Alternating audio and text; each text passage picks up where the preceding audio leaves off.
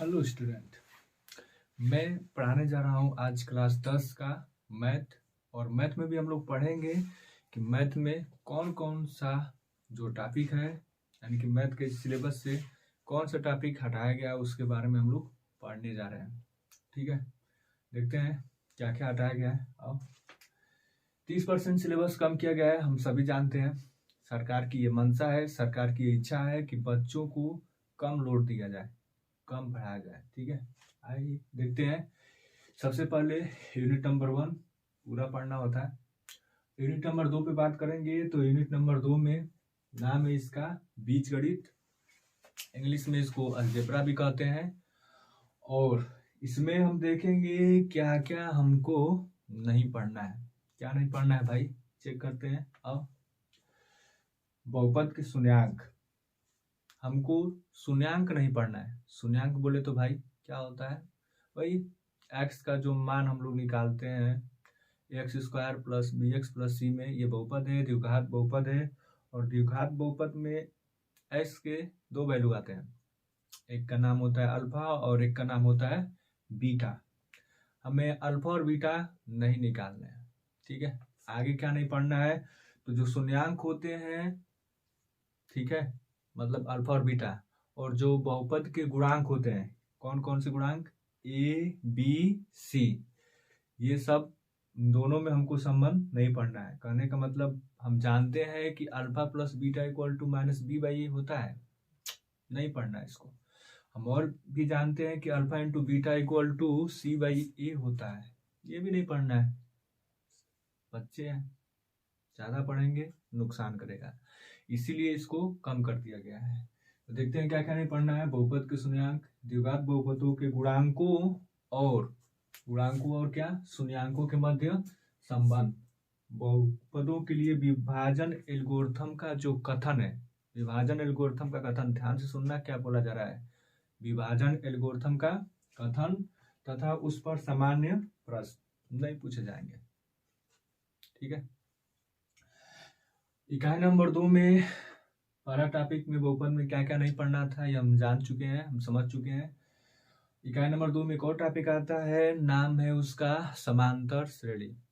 समांतर श्रेणी, ठीक है, ये संख्याओं का समूह होता है और उनको जोड़ने के और संख्याओं के समूह में देखते हुए अगला जो टर्म है, जो अगला पद है वो क्या होगा, उसके लिए फार्मूले होते हैं। जैसे nवें पद का फार्मूले की व्युत्पत्ति तथा समांतर श्रेणी के प्रथम n पदों का योग नहीं पढ़ना है।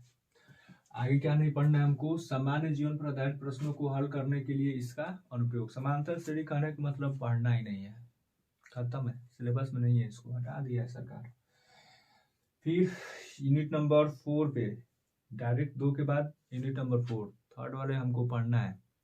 ठीक है, यूनिट नंबर 4 जिसका नाम है ज्यामिति, और ज्यामिति में हमको क्या क्या नहीं पढ़ना है उसकी बात कर लेते हैं। ठीक है, ज्यामिति में सबसे पहले वृत्त दे रखा है, और वृत्त जो बच्चे कहते हैं गोल, लेकिन वास्तव में गोल नहीं होता है, ऐसा होता है रिंग आपने देखा होगा। ठीक है, रिंग भी वैसे हम नहीं बोल सकते वृत्त है। हाल फिलहाल हम बात करते हैं वृत्त के स्पर्श रेखा, स्पर्श बिंदु क्या होता है। दो प्रमेय दे रखा है, प्रमेय न बोलकर निर्मेय भी हम लोग बोल सकते हैं क्योंकि ये निर्मेय ही है। ठीक है ना, क्या क्या दे रखा है, वृत्त की स्पर्श रेखा स्पर्श बिंदु से होकर जाने वाली त्रिज्या पर लंब होती है। वृत्त की स्पर्श रेखा, ठीक है ना, स्पर्श बिंदु से होकर जाने वाली त्रिज्या पर लंब होती है। और दूसरा नंबर पे जो दे रखा है हमारे पास, किसी बाह्य बिंदु से खींची गई दो स्पर्श रेखाएं लंबाई में क्या होती हैं, समान होती हैं। ठीक है ना, उनकी लंबाइयां समान होती है, ये भी हमको पढ़ना नहीं है। ठीक है, और क्या इकाई नंबर 5 है त्रिकोणमिति। इससे पहले क्या पढ़े हैं, इकाई नंबर 2 और इकाई नंबर 4। इकाई नंबर 2 और इकाई नंबर 4 में जो कुछ भी दिया है उसके बारे में हमको नहीं पढ़ना है। ठीक है, आगे हम लोग देखेंगे इकाई नंबर 5 में त्रिकोणमिति दे रखा है, और त्रिकोणमिति में हम लोग देखेंगे त्रिकोणमितीय सर्वसमीकरण दे रखा है, नहीं पढ़ना है। ठीक है, sine square theta plus cos square theta equal to 1 को स्थापित करना, और इसका अनुप्रयोग हमको नहीं पढ़ना है। आते हैं इकाई नंबर 7। और इकाई नंबर 7 में जो सबसे पहला चैप्टर है, नाम है उसका सांख्यिकी। सांख्यिकी हमको पढ़ना है। सांख्यिकी से 12 नंबर के क्वेश्चन आएंगे।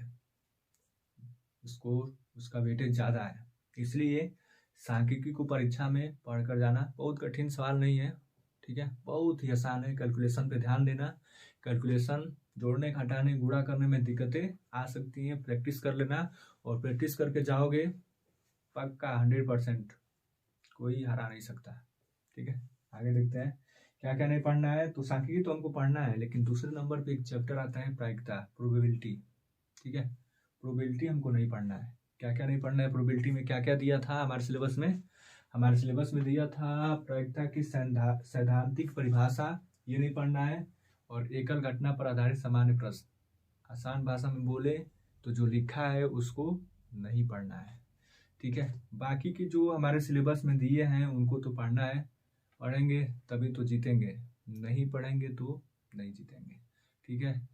आगे हम और भी बातें करेंगे इनके बारे में, क्या क्या पढ़ना है अगली वीडियो में। और आगे हम साइंस के लिए लेकर आएंगे।